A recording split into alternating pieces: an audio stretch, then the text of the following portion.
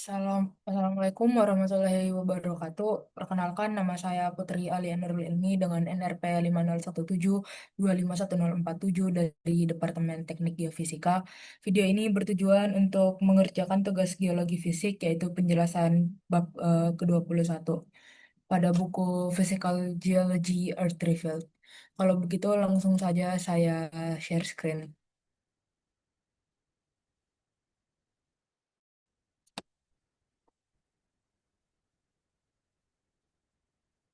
Eh, oke.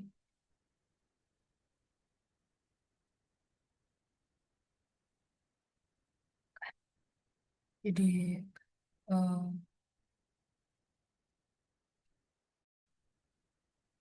kok saya sudah terlihat di sini. Apa gitu, langsung aja saya masuk ke awal.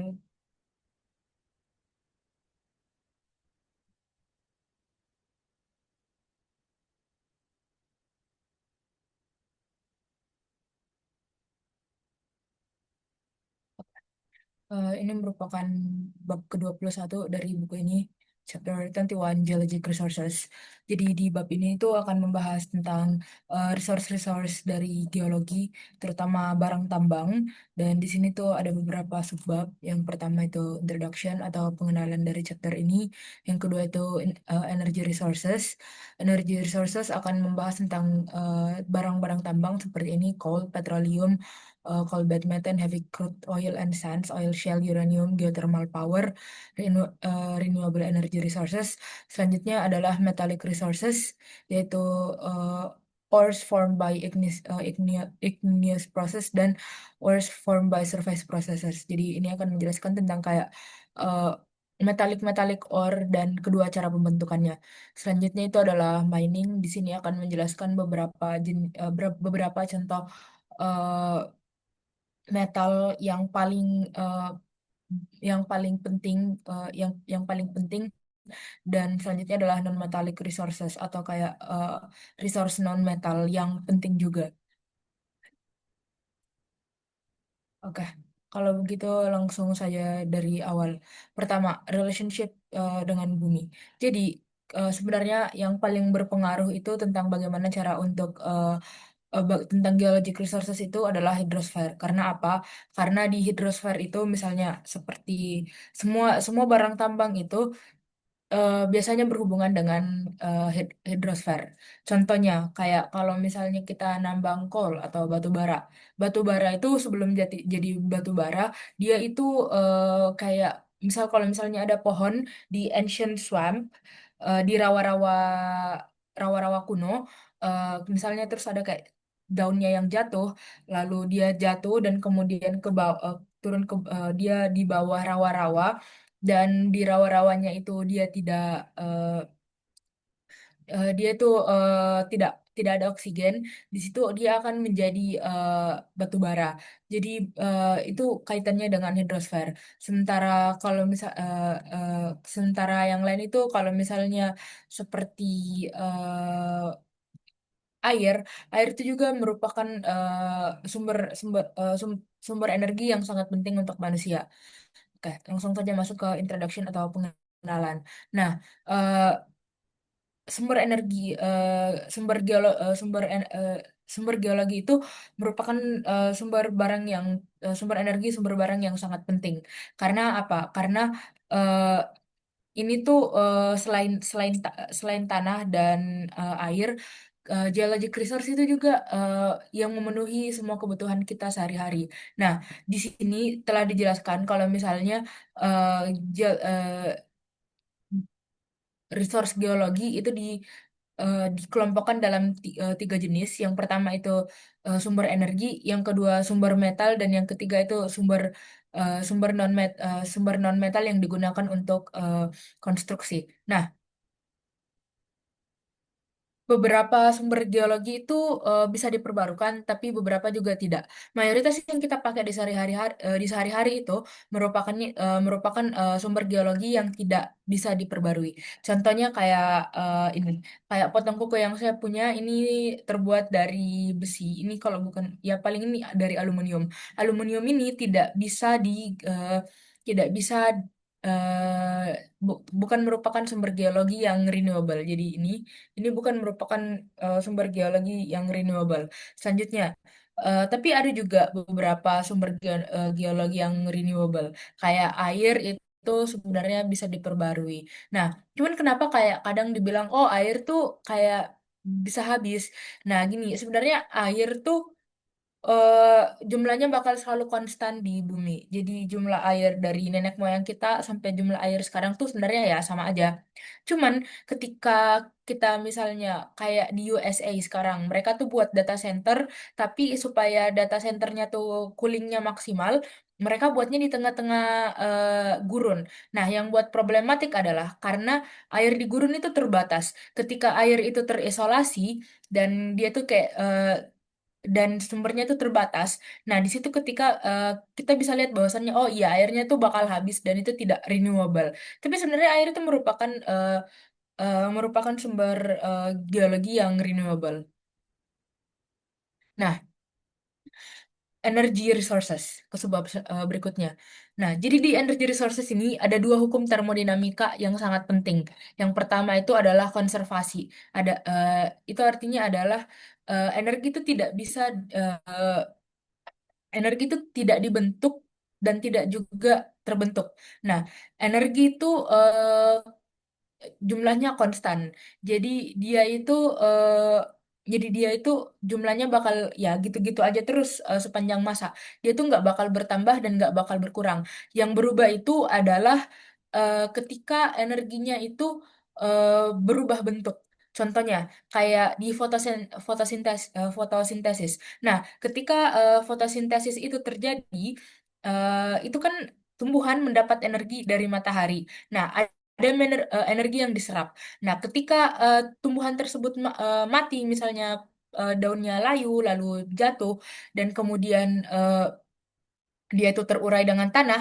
Nah, energi yang sebelumnya dipakai di fotosintesis tuh akan kembali lagi ke tanah dan terurai. Nah, itu kenapa energi itu bakal tetap ada. Yang berubah itu hanya bentuknya saja. Jadi eh, ketika dia terurai, dia itu bakal rilis energi yang sebelumnya dia dapat ketika melakukan fotosintesis. Nah, kalau misalnya tidak dirilis gimana? Tidak dilepaskan gimana? Nah, kalau tidak dilepaskan, misalnya dia jatuh ke rawa-rawa, kemudian dia jatuh, dia masuk ke dasar rawa-rawa dan yang tidak ada oksigennya, lalu dia di situ selama berjuta-juta tahun mengalami tekanan dan panas.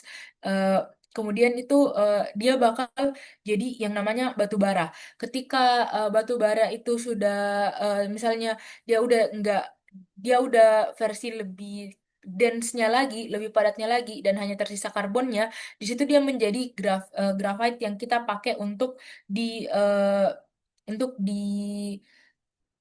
pensil. Nah, hukum kedua dari termodinamika ini adalah ini. Ketika kita melakukan transformasi energi, beberapa dari energi yang kita gunakan itu akan hilang. Contohnya gimana sih? Jadi kalau misalnya kita di mobil nih, itu mobil kan dia pakai yang namanya dia pakai yang namanya mesin-mesin kan. Mesinnya tuh dari internal combustion. Jadi ketika kita eh, jadi ketika kita eh misal nih dari energi yang ada di petroleum nih, kita mau jadikan energi gerak untuk gerakin mobil kita. Nah, ketika kita menggerakkan mobil kita, tidak sepenuhnya 100% energi dari petroleum itu bakal tersalurkan menjadi energi gerak. Beberapa persen dari energi petroleum itu bakal hilang. Nah, ini makanya yang hukum keduanya yaitu ketika kita melakukan transformasi energi, beberapa dari energinya itu akan hilang. Nah,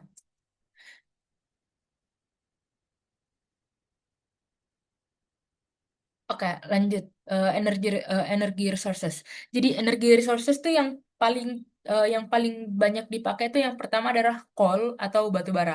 Nah, coal ini merupakan batuan sedimentari yang berasal dari tumbuhan yang ada di rawa-rawa kuno. Jadi kalau tumbuhannya tidak terurai, lalu dia jatuh ke rawa-rawa, di rawa-rawanya nggak ada oksigen, dia tuh bakal jadi coal atau batu bara. Nah, tapi batu bara tuh nggak hanya ada satu jenis saja. Contohnya ini. eh, ini pit. Pit ini eh, kayak batu bara yang masih muda gitu. Jadi dia ini belum sepenuhnya jadi batu bara, tapi ini yang bakal jadi asal-usulnya batu bara. Nah, pit ini dia itu digunain di pembangunan. Jadi orang dulu tuh pakai ini buat bangun bangunan. Nah, jadi kita bisa lihat bahwasannya kan tadi udah dibilang bahwasannya energi itu hanya dari satu satu dari satu benda ke benda lain, tapi energinya tetap sama. Nah, ini merupakan reaksi dari fotosintesis. Reaksi kimianya itu CO2 ditambah H2O itu jadi CH2O ditambah O2. Nah,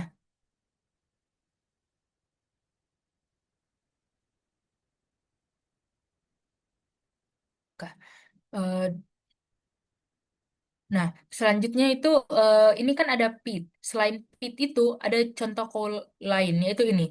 Coal yang dia itu berada di antara batuan batuan sandstone atau sedimen gitu. Nah, bukan batuan sedimen sih. Ini namanya sandstone. Jadi yang hitam-hitam nih ini batu baranya. Yang coklat-coklat itu sandstone-nya. Nah, eh, ini kalau mau ditambang, ini bagian atasnya harus dihancurin untuk ngambil si batu baranya. Nah, batu bara itu kan tadi saya udah bilang, kalau batu bara tuh jenisnya nggak hanya satu aja, tapi jenisnya tuh ada banyak dan variasinya itu beragam. Nah, ini dari yang paling paling rendah sampai yang paling tinggi. Jadi yang pertama itu ada pit. Pit itu yang kayak gini. Ini tuh dia warnanya coklat. Dia tuh water contentnya masih tinggi, masih sekitar 75%. Terus dia itu BTUs nih ini ya British Thermal Unit yaitu berapa banyak kayak panas yang bisa dihasilkan per eh, pound per 1 pound dari batu bara keringnya. Nah, kalau pit ini dia bervariasi. Jadi dia ini masih ya rendah banget lah gitu. Ini kadang pit tuh malah sebenarnya tuh pit bukan kayak batu bara, tapi kayak sebelum dia jadi batu bara, dia jadi pit dulu. Lalu dia terkena tekanan lagi, lalu jadi batu bara. Nah, di atas pit itu masih ada di atas pit ada yang namanya lignite. Lignite nih warnanya ini coklat atau coklat kehitaman. Dia itu water contentnya masih gede, 45%. Ini juga dia masih eh BTUs-nya itu masih rendah.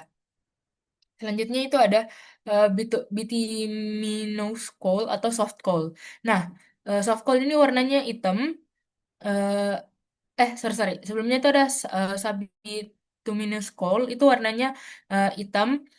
eh ini dia water contentnya udah lumayan kecil. Ini 25.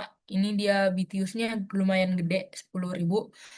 Lalu ada bituminous coal. Ini hampir sama ya. Jadi bituminous coal sama subbituminous Subitiminous coal itu dia masih gampang kebakar sendiri. Jadi dua-duanya ini tuh dia tuh nggak sebagus si hard coal ini karena dia tuh sifatnya masih lembek gitu. Jadi dia tuh kadang apalagi kalau dia ke expose di udara, dia dia teroksidasi, ini gampang banget untuk dia nyala sendiri, untuk kebakar sendiri. Nah, jadi ini tuh makanya levelnya masih rendah. Nah, di atasnya lagi tuh masih ada namanya uncried atau hard coal. Hard coal ini yang levelnya tuh kalau boleh dibilang paling tinggi lah. Dia tuh paling tinggi karena apa? Karena pertama dia tuh kalau dibakar asapnya nggak banyak. Kedua, kalau misalnya dia dia tuh nggak mudah kebakar sendiri. Dia tuh lumayan susah dibakarnya. Tapi kalau udah dibakar dia tuh nggak banyak asapnya. Makanya dia ranknya paling tinggi. Nah, dia juga panasnya paling tinggi di sini. Nah, dia konstan di 14.000 sampai 15.000. Nah, eh, batu bara itu ada beberapa jenis penambangannya. Yang pertama, ini coal strip. Ini tambangnya apa ya namanya? Ini istilahnya tuh kayak tambang terbuka gitu loh.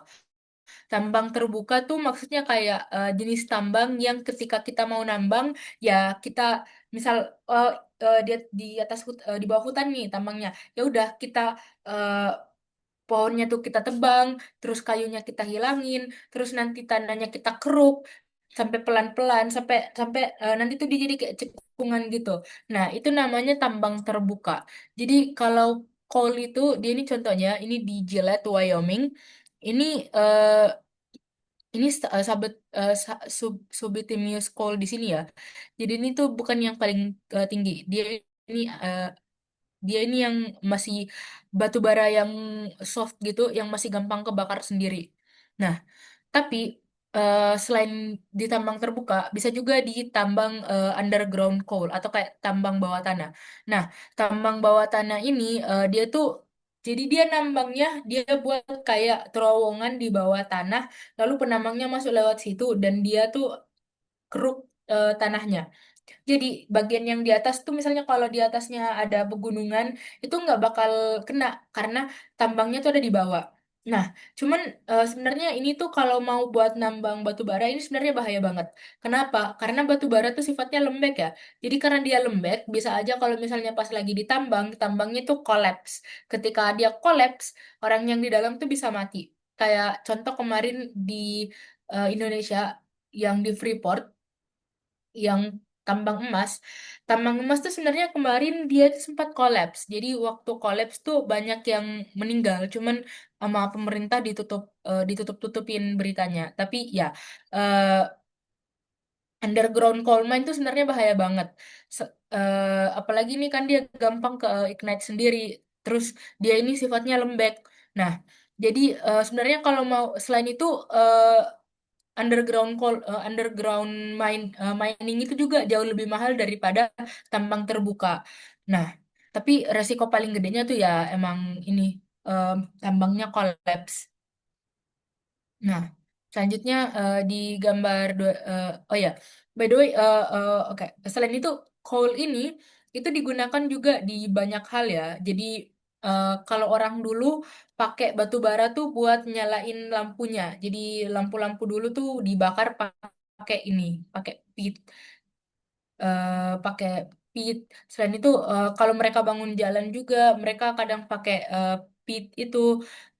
Tapi biasanya buat penerangan sih, buat buat lampu.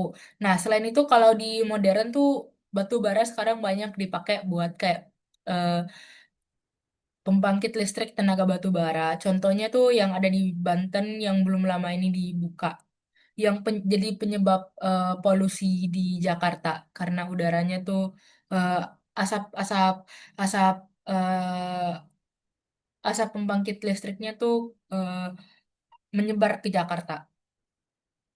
Nah, selain itu ini ada gambar 2.1.5. Ini gambar adalah klasifikasi reserve dan resource.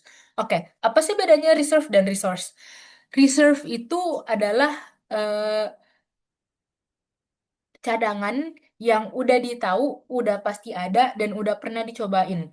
Jadi maksudnya tuh kalau misal kayak nggak ini ya, ini increasing degree. Ini maksudnya kayak tambah ke kiri nih tambah jelas keberadaannya, udah pasti ada.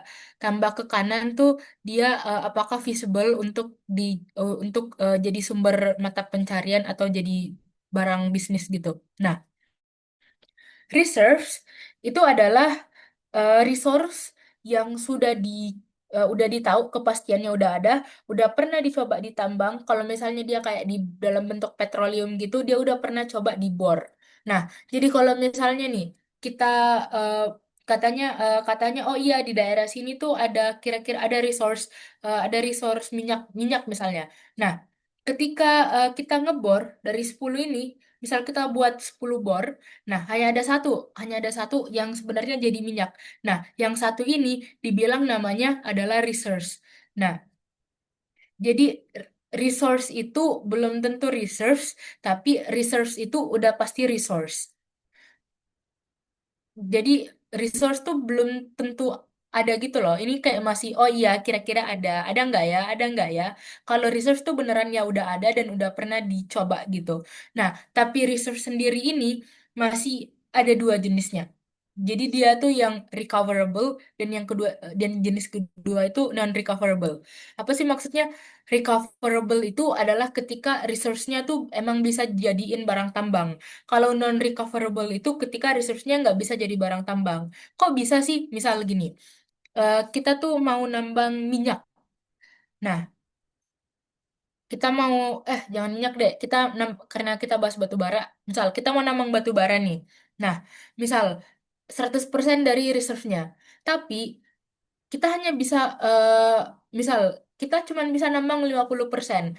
Karena kalau misal kita nambang 50% lagi sisanya, eh, kita bakal bikin resiko terjadi misalnya tanah longsor. Kita bakal buat resiko terjadinya gangguan ekologi. Kita bakal ganggu sistem ekologi di daerah situ. Selain itu, kita juga bakal bisa misalnya udah nggak mungkin gitu. Misalnya eh, coal-nya itu udah terlalu dalam misalnya. Coal sebenarnya nggak dalam-dalam coal itu sebenarnya nggak bakal dalam-dalam banget. Tapi ya misalnya nggak usah bukan karena terlalu dalam deh misalnya. Tapi misal karena kalau misalnya kita tambang lagi tuh eh, itu bakal terlalu banyak polusinya. Nah, 50% itu yang bisa ditambang namanya recoverable resource. Yang 50%-nya yang nggak bisa ditambang sisanya itu namanya non-recoverable resource. Nah, yang jadi nilai ekonomi gitu adalah resource yang adalah resource yang udah naik level jadi resource dan udah naik level jadi recoverable resource. Nah, tapi kalaupun dia jadi recoverable resource, ini belum tentu juga ditambang. Kok bisa? Karena ya balik lagi orang kalau nambang tuh harus balik modal kan ya. Kalau misalnya nggak balik modal ya apa gunanya saya nambang? Nah, kadang ketika kita mau nambang uang atau energi yang kita gunakan untuk nambang itu kadang tidak balik modal. Ketika dia tidak balik modal, biasanya itu udah nggak bukan biasanya, emang selalu nggak bakal dilanjutin gitu.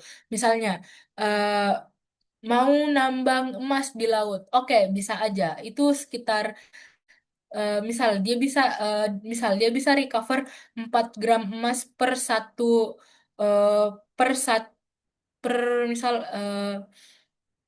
apa ya satu per 1 ton air laut gitu. Tapi buat dia proses destilasi air lautnya ini jauh ngabisin lebih banyak uang dibanding harga 4 gram emas. Ya udah nggak usah ditambang kalau gitu. Nah, jadi ketika untuk melakukan proses penambangan, pertama dia harus dapat resource. Resource-nya itu harus naik level dulu ke reserves. Resource-nya itu harus naik level lagi ke recoverable resource. Lalu dia harus naik level lagi ketika dia di recover, dia tuh harus bisa menghasilkan keuntungan baru dia ditambang. Jadi ya nambang tuh nggak sekedar oke langsung gaspol ditambang, nggak gitu. Nah, selanjutnya petroleum and natural gas. Jadi kok ini dia nggak petroleum terus nggak natural gas. Jadi biasanya tuh ketika ada petroleum eh, biasanya tuh bakal diikutin sama ada natural gas. Tapi kadangkala ketika didapat kayak reserve yang awalnya dikira ada petroleum, biasanya tuh isinya kadangkala hanya ada natural gasnya. Nah, di figur 2.1.6 ini merupakan ini masih dari pembahasan batu bara tadi.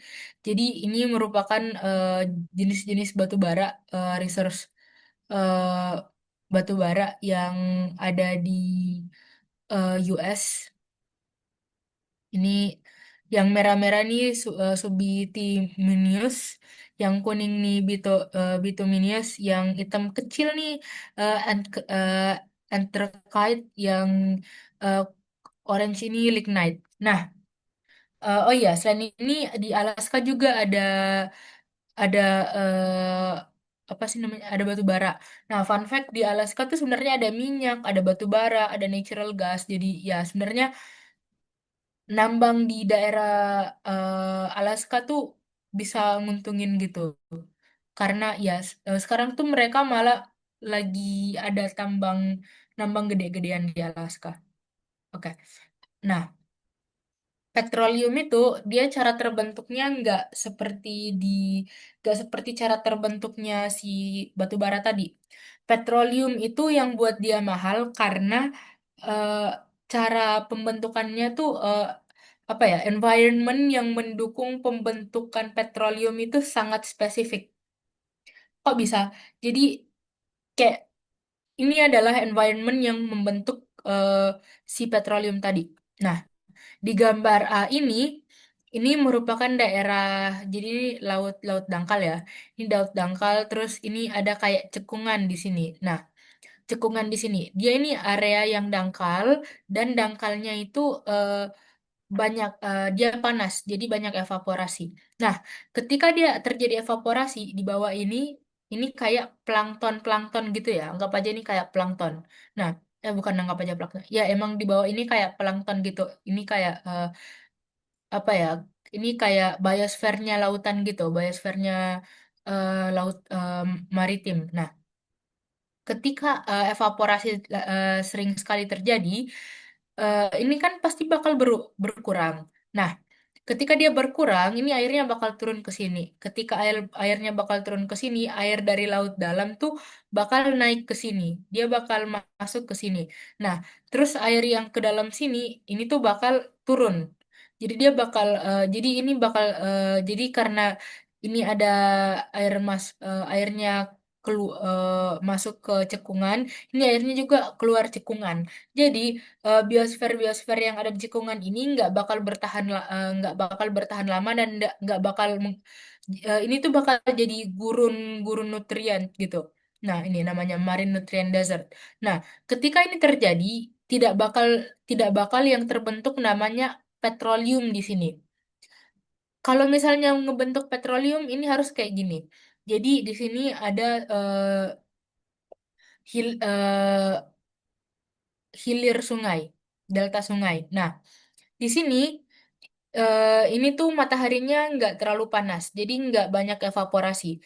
Nah, biosfer-biosfer yang dibawa sama air sungai itu dia bakal melintas turun ke bawah sini. Dia tuh bakal mengendap di cekungannya. Nah, kemudian airnya tuh bakal keluar ke sini. Terus ada current dari laut dalam masuk keluar sini. Tapi currentnya ini nggak bakal kuat banget yang dia bisa nge ngeluarin eh,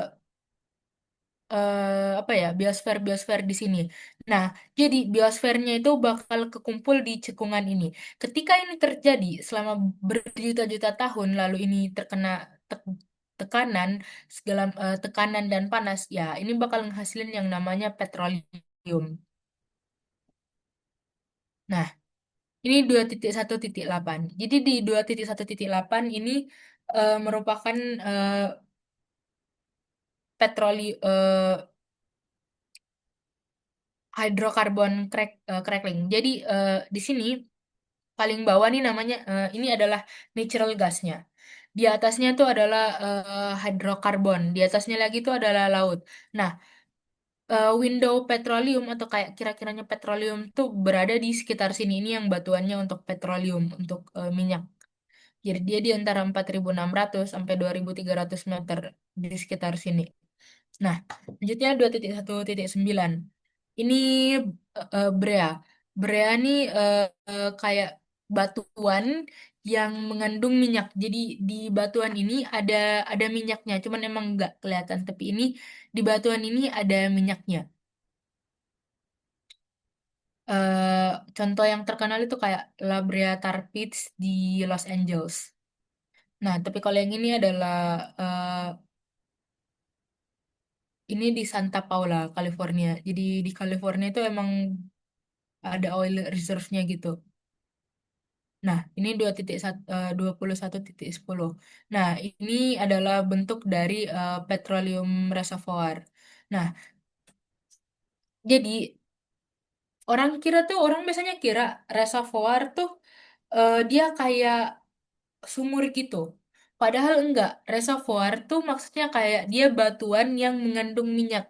Jadi ini di atas ya, ini ini tuh bagian paling atas ini namanya natural gas. Eh, natural ini, natural. natural gas itu adalah hidrokarbon yang udah apa ya, yang udah terurai, eh, terurai semuanya itu bakal jadi natural gas. Di bawah natural gas ini ada reservoir, ada oil reservoir. Kemudian ini adalah water saturated rock.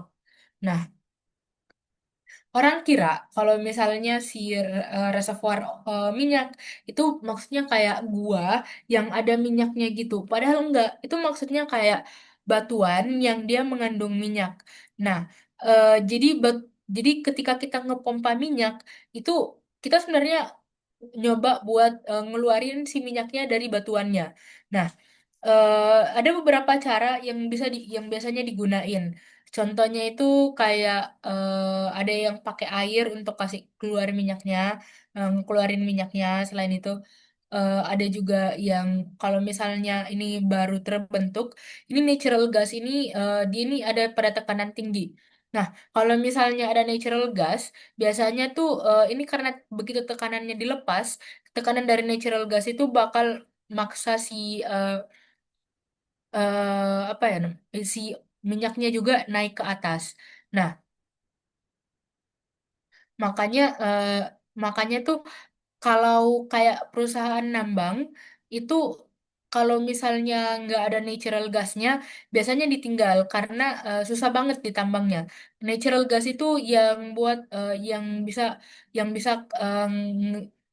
ngeluarin si oil ini karena oil itu bukan seperti pada gua ya. Jadi dia itu sebenarnya kayak batuan. Jadi kalau kita ibaratkan si petroleum atau si minyak itu dia kayak air, terus si eh, batuannya itu permeable rocks-nya tuh kayak spons.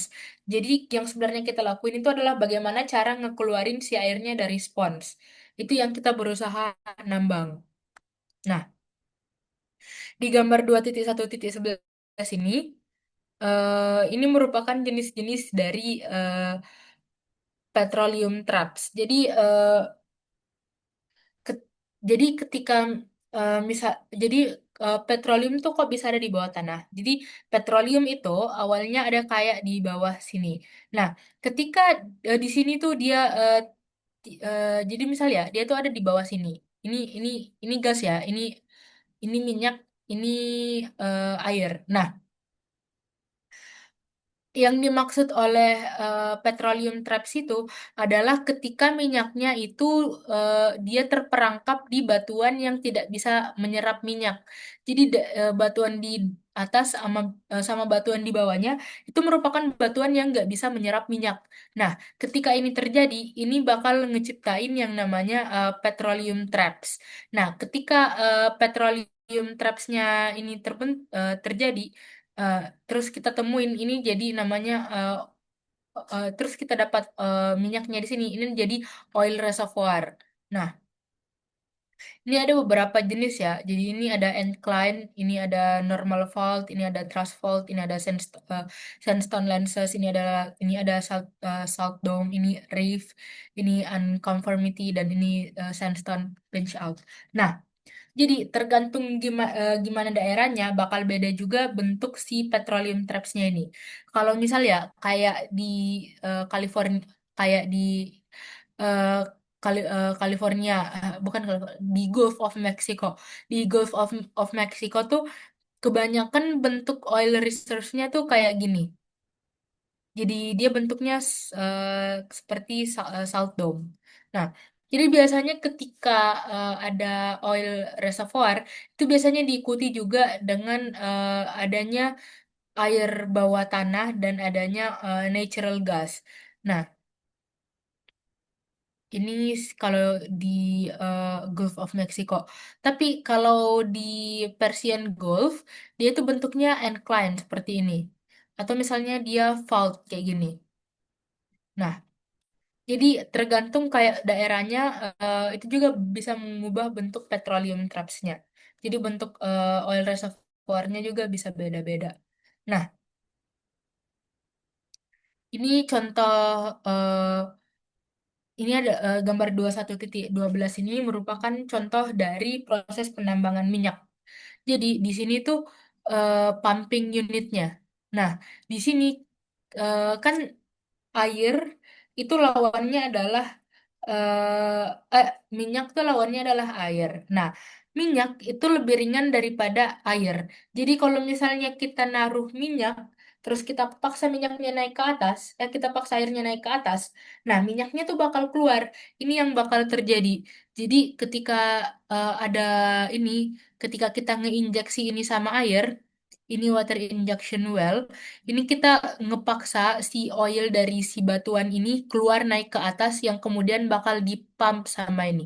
Nah, ini kalau misalnya si natural gasnya udah habis ya, si natural gasnya itu udah ini natural gasnya masih ada, tapi maksudnya tuh ketika natural gasnya udah nggak bisa kayak udah gak tekanannya udah gak sebanyak itu yang bisa paksa si oilnya tuh naik ke atas. Ini merupakan salah satu contoh cara nambang minyak. Nah, oil fields itu selanjutnya ini ya 21.3 oil fields.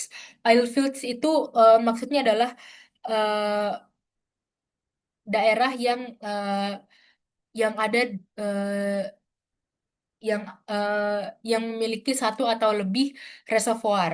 Nah, reservoir minyak. Jadi mayoritas minyak sekarang tuh dihasilkan di Timteng atau Timur Tengah. Tapi selain Timur Tengah, USA juga merupakan salah satu penghasil minyak terbesar.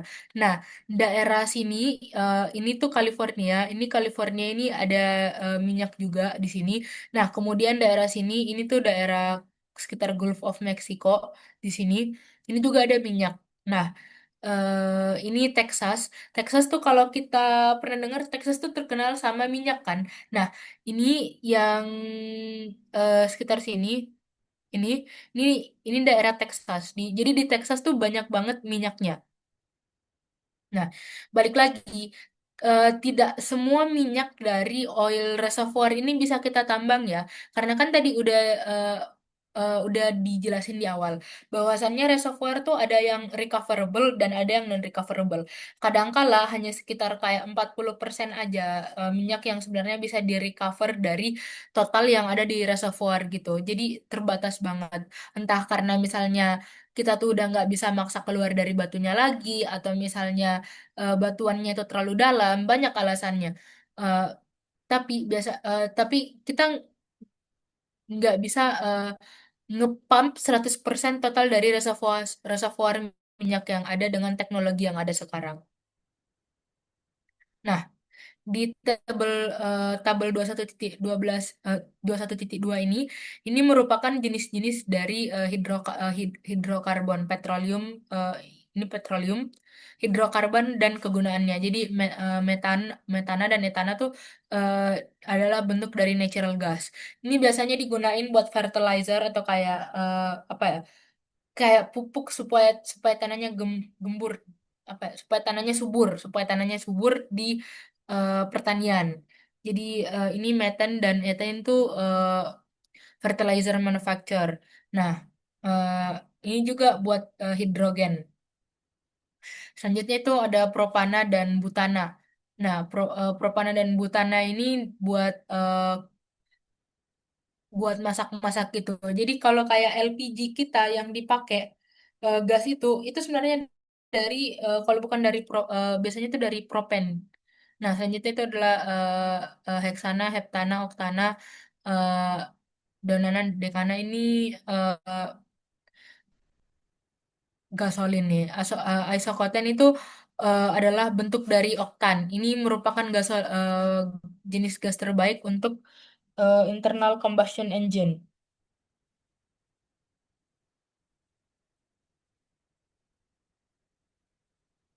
Nah, mana lagi ya? Nah, karosan tuh ini selain itu juga jadi eh, benda sehari-hari di sekitar kita tuh sebenarnya tanpa kita sadari itu sebenarnya kita nggak tahu 100% barang yang kita gunakan sehari-hari itu dari apa aja. Jadi apa ya? Sekarang tuh saking kompleksnya barang-barang kita yang barang-barang yang manusia ciptakan untuk mendukung kenyamanan hidup kita tuh sebenarnya udah nggak tahu lagi asal barang-barang itu sebenarnya dari mana, cara buatnya tuh dari mana. Kita nggak bisa ngebuat 100% dari awal seperti orang-orang dulu. Kayak sesederhana pulpen yang saya pegang. Pulpen yang saya pegang ini tuh nggak langsung jadi gini. Ini plastiknya ditambang dulu. Jadi ini dari minyak. Ini dari minyak, kemudian tuh dia dicetak dia jadi gini. Terus eh, tip dari pulpennya ini metal. Ini juga ditambang. Ini tuh kita nggak bisa ngebuat ini satu tok. Ini kita bisa nambang ini aja nggak bisa. Nah, jadi sesimpel pulpen ini aja kita tuh nggak tahu gimana sih cara kita harus ngebuat pulpen ini bener-bener dari zero.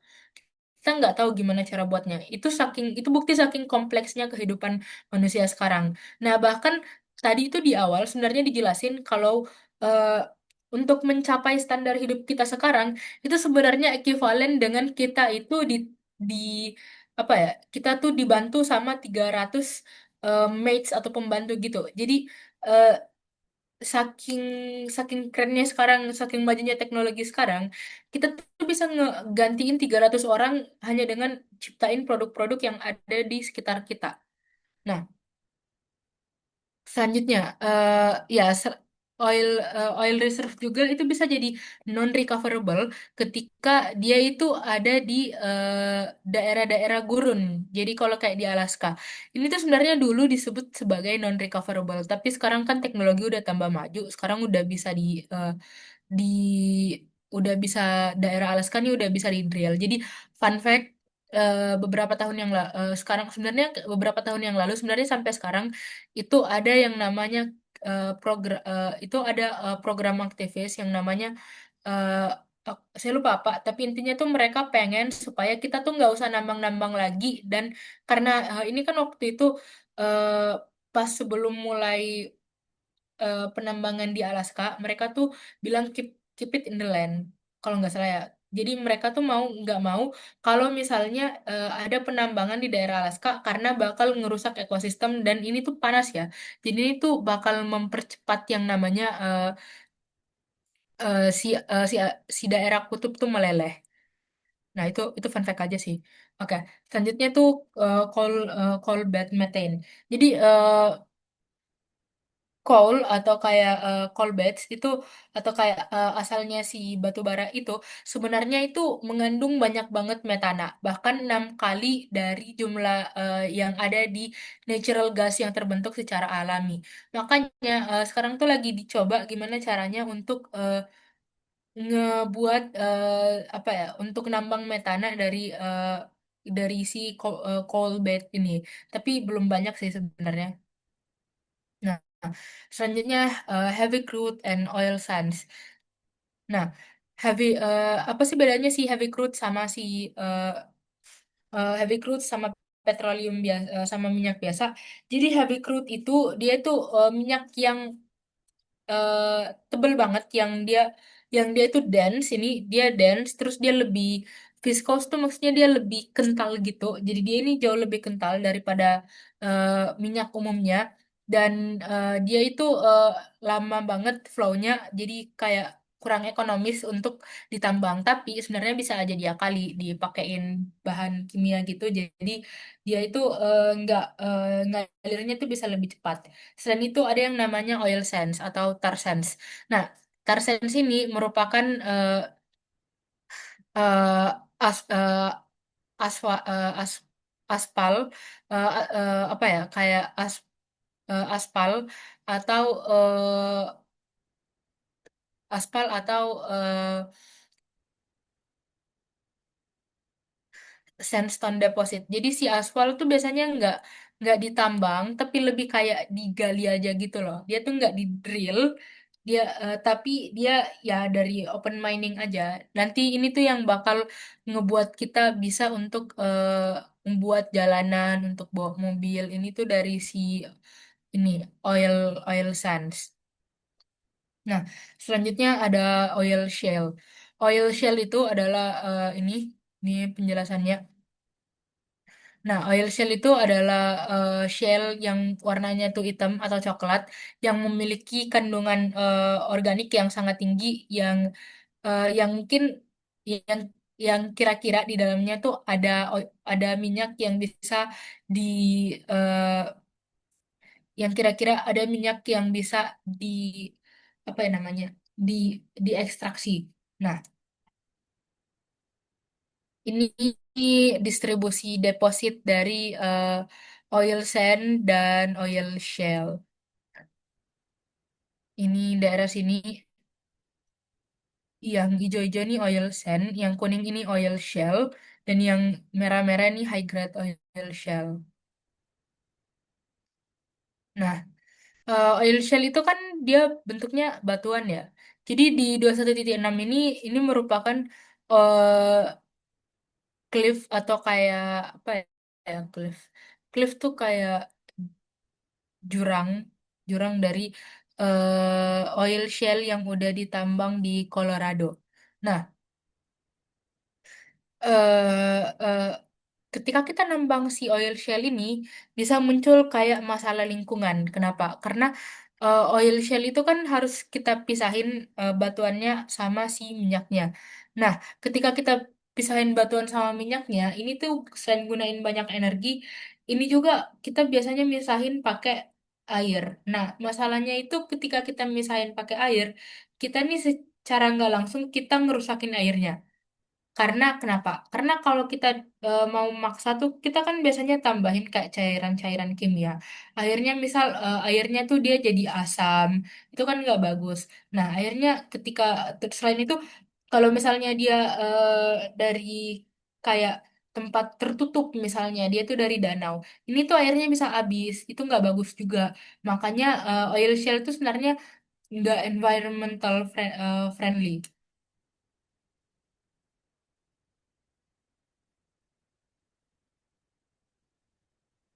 Nah, selanjutnya itu adalah uranium. Uranium ini merupakan bahan dasar yang dipakai untuk buat reaktor nuklir ya, untuk nuklir. Nah, sebenarnya yang buat bahaya dari uranium itu adalah ketika dia tidak dalam bentuk yang stabil. Nah, sebenarnya uranium ini itu adanya di mana sih? Uranium itu eh, biasanya itu dia dari eh, kalau misalnya kayak di US itu kan kayak banyak pohon-pohon tuanya. Nah, kadang ketika pohon tuanya itu udah membatu, itu kadang ada uraniumnya di situ. Kadang saking gedenya jumlah uranium yang ada sampai batu pohon yang udah membatu tersebut itu udah nggak aman dijadiin souvenir karena jumlah uraniumnya tuh terlalu tinggi. Nah, selain itu kadang juga di oil shale ya ada juga uranium. Jadi ketika kita nambang, misal kita nambang oil shale itu, ketika kita nambang si oil shale, sebenarnya kita nggak hanya nambang minyak, banyak juga yang bisa ikut nambang. Misal ketika kita nambang itu, kita juga bisa secara nggak langsung nambang si uranium. Kita juga secara nggak langsung nambang si besi. Jadi barang tambang tuh nggak, bukan tambang tuh kayak oh iya satu tambang ini hanya untuk satu jenis ini enggak, tapi kadang kadang kala ketika kita nambang eh, itu nggak hanya satu barang tambang yang awalnya kita mau yang kita dapat.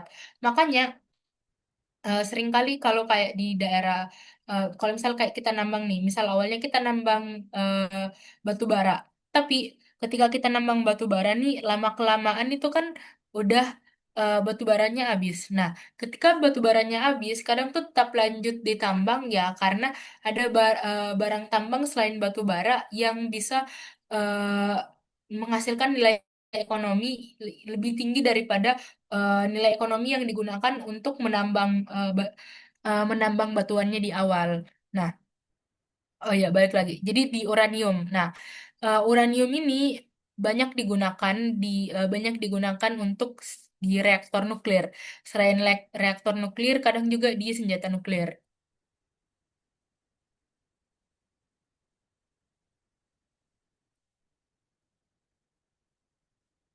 Nah, sebenarnya eh,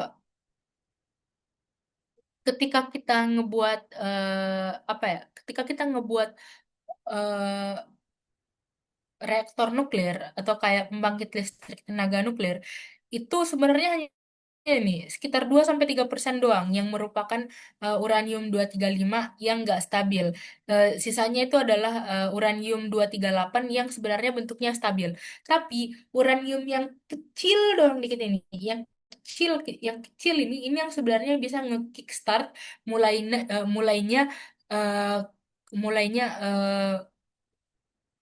reaksi reaksi fusi yang panas. Nah, jadi orang tuh sebenarnya kadang nakut-nakutin tentang kayak reaktor nuklir, tapi sebenarnya enggak. Jadi reaktor nuklir tuh manfaatin reaksi fusi nuklir. Jadi di sini eh, kontrol kontrol rods ini tuh bakal memanas.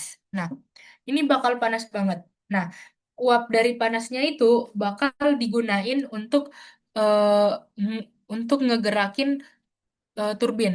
Nah, gerak dari turbin ini kemudian akan dikonversi ke listrik yang akan disebarin lewat power lines. Nah, jadi di gambar 2.17 ini udah dijelasin tentang gimana sih cara sebenarnya si eh, reaktor nuklir itu bekerja.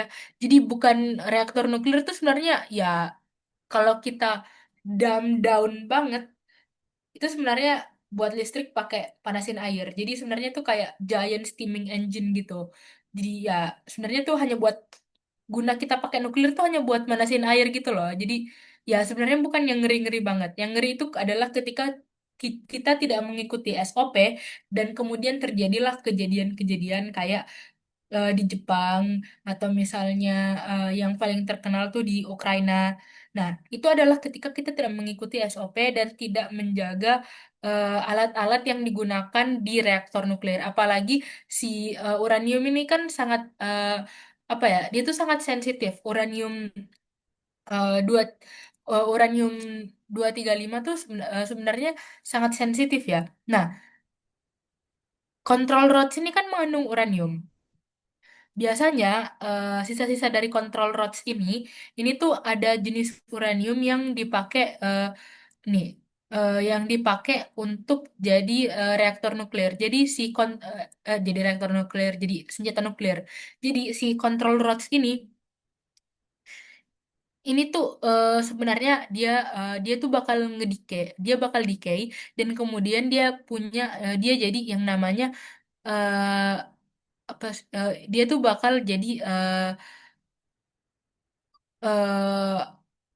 ada lagi jenis kayak ketika si uranium 235 sama 238 ini decay, ini tuh bakal ngehasilin kayak uranium yang bisa dipakai untuk di senjata nuklir. Nah, tapi ini kan si control rods ini tuh masih sangat dia tuh masih sangat radioaktifnya tuh tingkat levelnya masih sangat tinggi. Jadi dia tuh nggak bisa ke expose sama manusia biasa. Akhirnya apa? Kita tuh sebenarnya harus nyimpan si control rods ini selama 250.000 tahun untuk jadi aman. Nah, problemnya adalah kita nggak punya space untuk nyimpan semua control rods. Akhirnya diapain dong kalau nggak ada space-nya? Nah, jadi salah satu proposal yang udah coba diajuin itu adalah kita nembak aja si control rods itu keluar. Jadi kita jadiin luar angkasa tuh kayak tempat pembuangan sampah radioaktif kita. Jadi si control rods-nya tuh bakal dilemparin keluar angkasa.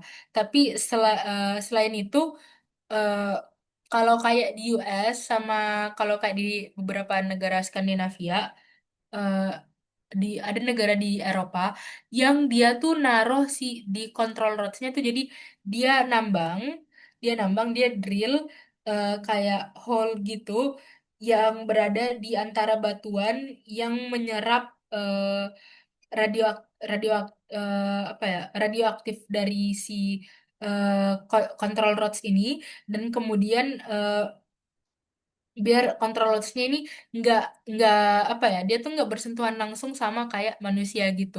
Kalau di US dia dijadiin seperti itu karena ya untuk full 100% decay itu waktunya lama banget. Nah, selanjutnya geothermal power. Geothermal power itu adalah energi panas bumi atau ya energi panas bumi. Jadi power sama energi itu beda. Energi, nah ini udah dijelasin ya. Energi itu adalah kemampuan untuk bekerja. Kalau power adalah konsentrasi kemampuan untuk bekerja. Nah, di U- di US sendiri di US sendiri itu eh, ada energi geotermal juga, tapi energi geotermal tuh gedenya di Iceland. Mereka tuh terkenal sama energi geotermal. Jadi gimana sih cara energi geotermal itu bekerja? Oh, nggak ada di sini. Ya udah, saya jelasin di gambar ini aja ya. Nah, jadi ini geothermal station 50 kilometer dari ini Rey- Reykjavik, Reykjavik, Iceland. Nah, eh, jadi ketika kita nambang ini tuh eh, sumber mata air groundwater jauh banget dalam bawah bumi yang panas dan tekanannya tinggi. Nah, ketika kita tambang itu, ketika kita drill eh, hole ke dalam air tersebut, itu bakal ngeluarin tekanan dan tekanan yang bisa ngeputar turbinnya. Nah, jadi balik lagi sebenarnya tuh kalau kita merhatiin semua kayak jenis-jenis eh, sumber energi terbarukan itu manfaatin turbin yang diputar entah gimana caranya tapi turbinnya itu diputar. Nah, di ketika dari groundwater ini yang kemudian itu tekanannya tinggi dan akhirnya ngemutar turbinnya. Nah, eh, turbin yang terputar ini akhirnya menghasilkan energi listrik. Tapi eh, groundwater itu kan terbatas ya. Nah, karena dia terbatas, akhirnya kadang tuh apalagi si geothermal tuh biasanya kan ada kayak di kerak-kerak gitu kan. Nah, akhirnya biasanya tuh kalau groundwaternya tuh dia diinjeksi sama manusia gitu. Jadi dia kayak ya kalau kita mikir-mikir kayak sintesis gitu kan. Nah, cuman yang buat masalah tuh adalah karena eh, si energi geothermal tuh dia diinjeksi sama berbagai macam eh, kayak bahan-bahan kimia kayak dia diinjeksi kalau nggak salah sama sulfur dan itu banyak yang lain. Nah, yang itu bisa menyebabkan kualitas airnya itu menurun dan jadi nggak aman buat dikonsumsi dan bisa merusak lingkungan sekitar. Contohnya tuh kayak yang terjadi di Dieng di mana sumber energi geotermalnya tuh ngeracunin warga sekitar. Nah, selanjutnya adalah renewable energy resources. Nah, ini statistik dari tahun 2001 banyak energi yang sumber energi yang digunakan di USA jadi mayoritas itu dari oil, natural gas 25%, coal 23%, nuklir 9%, dan hydroelectric 3%. Nah, jadi ya fun fact lagi, saya itu asalnya dari Makassar. Daerah saya sendiri itu ngemanfaatin eh, hidroelektrik. Nah, jeleknya si hidroelektrik itu adalah ketika kalau di daerah saya tuh dia tuh berasal dari dam Bili-Bili yang berada di dataran tinggi Malino. Nah, masalahnya adalah ketika kadang musim panas yang panas banget dan kemudian airnya eh, menguap semua nggak ada listrik. Jadi sama sekali nggak ada listrik karena ya turbinnya mau diputar pakai apa. Nah, eh, tapi sebenarnya turbinnya tuh nggak bisa diputar kan. Nah, ini adalah kayak masalah-masalah yang ada di renewable energy resources. Tapi selain dengan misal kita bisa pakai dam, ini juga bisa pakai tidal power. Ya, ini pakai dam juga sih, tapi beda aja bentuknya. Jadi gimana sih maksudnya kayak kalau kita pakai tidal power tuh, jadi gini.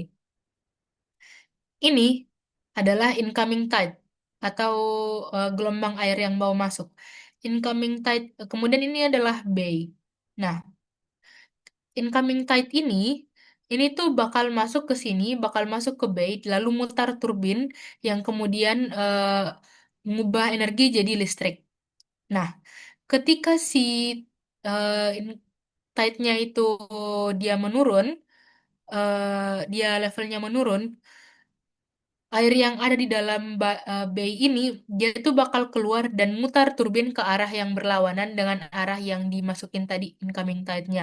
Nah, ini tuh bakal mutar turbin lagi dan bakal buat listrik. Nah, masalah yang terjadi di sini adalah tide itu nggak 100% pasti. Jadi kadang dia tinggi, kadang dia rendah, kadang dia sedang. Jadi ini tuh listrik yang digunain dari yang didapatin dari sini tuh itu nggak apa ya, dia tuh nggak konstan. Terus yang develop ini juga nggak banyak. Eh, Salah satu contoh yang develop eh, pembangkit listrik tenaga pembangkit listrik tidal power itu cuman kayak di China aja. Nah, selain itu karena dia dibangunnya di daerah Bay ini, akhirnya banyak yang ini tuh bisa buat kemungkinan untuk merusak ekosistem sekitar. Karena banyak ya kayak hewan itu yang bergantung sama daerah-daerah kayak eh, bay ini, kayak ikan tuh kalau ikan daerah sini atau misal kayak hewan apa aja gitu yang ada di sini, ini tuh bisa merusak ekosistem sekitar. Nah, selanjutnya adalah metallic resources. Jadi banyak banget metallic resources yang kita gunain sehari-hari. Nah, contohnya kayak aluminium. Eh, Aluminium itu dari ini dari jadi metal tuh dia dari ore mineral ya. Aluminium tuh dari bauxite. Nah, ini komposisinya. Kemudian kromium dari chromite, copper dari native copper, eh, chalcocite, eh, chalcopyrite, kemudian gold dari native gold, iron dari hematite, magnetite, kemudian lead dari galena dan and so on and so forth. Nah, eh, ini ini tuh dibentuk dari dua jenis proses. Yang pertama itu ores yang dibentuk dengan proses igneous. Nah, ini tuh pertama ada crystal setting. Crystal setting itu ketika mineral yang terbentuk di awal tuh dia uh, dia itu turun ke sini di figur 21, dia turun ke bawah magma yang panas. Ini tuh bakal ngebentuk yang namanya yang ini kayak chromite ore. Nah, selanjutnya ada hydrothermal fluids. Nah, hydrothermal fluids itu merupakan fluida dengan suhu yang tinggi, dengan tekanan yang tinggi, yang mengandung banyak jenis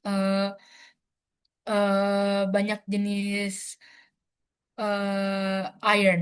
Nah, ini tuh di figur 1.22 ini tuh ada dua ada dua kemungkinan terbentuknya si hydrothermal fluid. Nah, pertama itu di A. Ini jadi dia dari magmatic water. Ini magmatic water itu suhunya tinggi banget, lalu dia itu keluar ke country rock yang sekitarnya. Nah, kedua itu adalah groundwater yang kemudian karena panas dari magma dia juga naik ke atas. Nah, eh, dari si hidrotermal itu ini tuh bakal ngebentuk yang kayak gini. Nah, jadi dia tuh bakal naik lalu dia ngebawa si mineral-mineral yang ada di sini jadi ini ore-nya. Lalu ini kontak metal somatism ini ore-nya. Kemudian di cemented ore. Kalau di cemented ore itu maksudnya kayak dia itu ore yang eh, berada di eh, dia tuh kesebar dalam batuan yang banyak gitu. Jadi ini batuannya gede. Lalu ada hydrothermal veins. Nah, hydrothermal veins itu kalau kayak batuannya mineralnya tuh dia kayak kentara gitu. Ini ada gambarnya di bawah. Jadi ini hydrothermal quartz veins.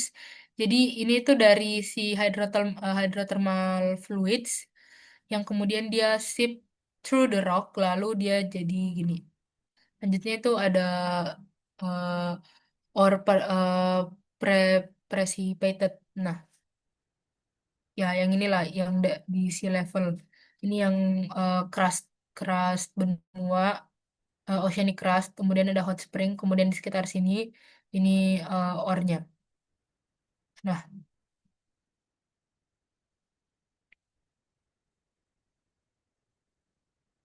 selanjutnya ores formed by surface process. Nah, ini contohnya di 21.25. Jadi ores yang terbentuk dari proses ini itu memanfaatkan yang namanya apa ya, kayak eh dia tuh memanfaatkan ya dia dia dia ngemanfaatin kayak reaksi kimia yang terjadi di atas, jadi peluruhan kimia gitu. Nah, ini contohnya. Ini 2,250 juta tahun.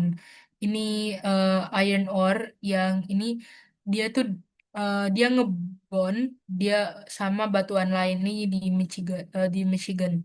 Nah, eh, kemudian di 21.26 ini adalah eh, super supergain enrichment.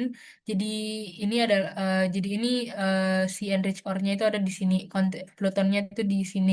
Kemudian dia ini kopernya yang kemudian dia itu masuk ke tanah. Nah, kemudian masuk ke tanah dan jadi deposit di sini. Oke, selanjutnya adalah mining atau tambang. Nah, mining itu bisa bentuknya beberapa. Yang pertama itu ini underground mining.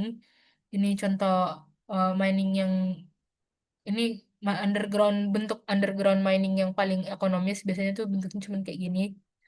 Yang ini mahal ya. Ini kalau underground mining tuh mahal banget. Di Indonesia aja underground mining tuh cuma ada di Freeport. Kemudian B ini tambang terbuka atau open pit. Ini sangat nggak ramah lingkungan. Eh, ini yang menyebabkan kayak kemarin tuh bencana di Sumatera karena tambang terbuka dan mereka tuh ganti hutan sama sawit. Kemudian di C ini strip. Jadi kolnya tuh kan ada di sini. Tapi jadi dia tuh di apa ya, di apit sama dua. Nah, atasnya ini dihilangin, kemudian ininya diambil kolnya. Kemudian placer. Placer itu kalau misalnya dia itu adanya kayak di laut gitu. Jadi dia tuh alat tambangnya kayak pakai kapal gitu. Nah, ini 21.28 ini merupakan contoh tipikal tipikal contoh dari eh, underground mining. Jadi ini slumpnya, eh, terus ini batuannya, ini ore bodinya. Ini tuh jadi dia kayak berlevel-level gitu. Yang paling tinggi tuh, yang paling dalam tuh ada di Afrika, itu 2000 meter lebih. Nah, selanjutnya metal-metal lain yang penting. Yang pertama ya iron atau besi. Fun fact, tubuh kita itu ada besinya. Jadi ya sebenarnya technically kita bisa kayak distilasi besi dari darah kita. Eh, ya random aja sih. Ini jadi iron itu penting banget karena kayak besi itu dipakai buat kayak gini. Ini ujung pulpen ini pakai besi. Ini tuh penting banget. Nah, di figur 21.29 ini merupakan contoh, ini adalah eh, tempat-tempat ditemukannya metal yang disebutin di buku ini. Nah, selanjutnya ada 574. 574 ini contoh dari open pit atau tambang terbuka yang ada di Arizona. Nah, selanjutnya itu ada copper. Copper itu dia tuh nggak sebanyak metal-metal lain, tapi dia penting banget karena dipakai buat eh, kabel kabel-kabel. Jadi kayak kabel yang saya pakai ini dari copper. Tapi ini udah lumayan, udah ada penggantinya. Sekarang tuh mereka pakai yang namanya eh apa ya? Kalau nggak salah. Namanya tuh ya ini ya copper ini udah ada penggantinya. Saya lupa persis namanya apa. Tapi biasanya tuh dipakai buat kabel dan sekarang tuh udah eh, udah udah diganti dan eh, senjata itu ada aluminium. Aluminium itu eh, yang kita pakai buat kayak Coca-Cola tuh botolnya tuh pakai aluminium. Selanjutnya ada lead. Lead itu dipakai di baterai. Ini tuh kebanyakan buat baterai EV atau mobil listrik. Kemudian ada zinc, silver, gold. Nah, gambar 21.31 ini jadi gold itu ada beberapa cara tambangnya. Nah, pertama ini gravel. Jadi ini tuh adalah alat separatornya. Jadi dia ini ngebuang tanahnya. Lalu ini yang di atas atas ini sisanya kayak batuan-batuannya yang kemungkinan mengandung emas. Nah, selanjutnya ini dia hydraulic mining di Alaska. Ini dia pakai air. eh Kemudian 1.33 ini eh ini alatnya yang dipakai buat misahin si si pasir sama mineralnya. Sama mineralnya sama emasnya. Selanjutnya non metallic resources terakhir. Nah, non metallic resources itu biasanya maksudnya buat itu ya, construction material. Jadi seperti yang kita tahu, kalau kita mau buat bangunan itu tuh pakai yang namanya eh, pasir. Pasir itu ditambang. Eh, pasir itu ditambang. Selain ini yang di 1.34 ini sand and gravel di New York. Kemudian ini ada juga limestone. eh ini di 21 ini di Northern Illinois. Kemudian non metallic lain itu contohnya adalah kayak fertilizer itu kayak fosfor itu juga ditambang. Kemudian eh fosfate sorry sorry bukan fosfor, fosfate itu ditambang, potasium juga ditambang. eh itu jadi ya itu barang-barang tambang juga. Selain itu kayak gemstone, kayak berlian, ruby itu juga ditambang. Oke,